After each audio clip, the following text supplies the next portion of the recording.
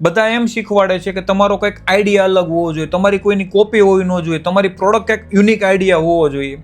આ દુનિયાની મોટામાં મોટી ને સારામાં સારી કોઈ પણ બ્રાન્ડ લઈ લો, કોઈ પણ બાપુ લઈ લો, કોઈ પણ સાધુ લઈ લો, કોઈ પણ મોટા સ્પીકર લઈ લો, કોઈકની કોપી છે ને કોપી છે.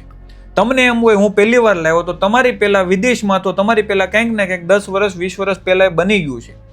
તમે એ પ્રોડક્ટમાં એ સર્વિસમાં જે પ્રોબ્લેમ હતી એ પ્રોબ્લેમને આઈડેન્ટિફાઈ કરીને વચ્ચે કંઈક થોડુંક ઘુસાડીને તમારું નવું નામ આપ્યું છે.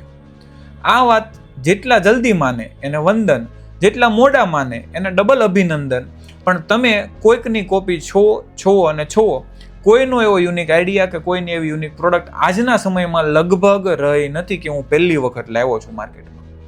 આ વાત સાથે તમે કેટલા એગ્રી છો કોમેન્ટ કરીને કહેજો. અલગ શું હોય?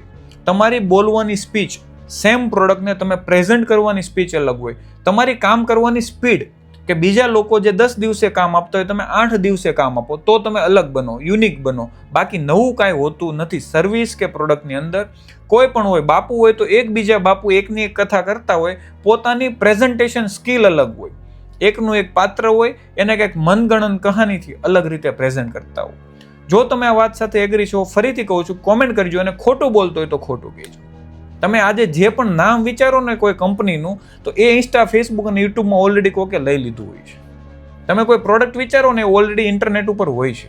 તમે ખાલી એની વચ્ચેનો માર્કેટનો ગેપ ગોતો છો અને એને ફૂલફિલ કરો છો અને પછી કહો છો મારું નવું નામ.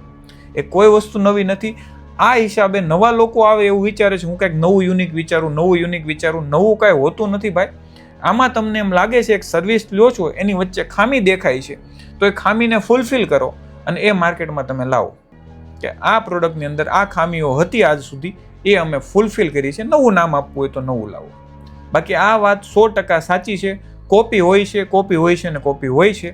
જે લોકો એગ્રી કરો એને ફરીથી વંદન, ન કરે એને ડબલ અભિનંદન. ચાલો મળીએ બીજા રિયલ ઇન્ફોર્મેટિવ વિડીયોઝની અંદર. ત્યાં સુધી રામ રામ.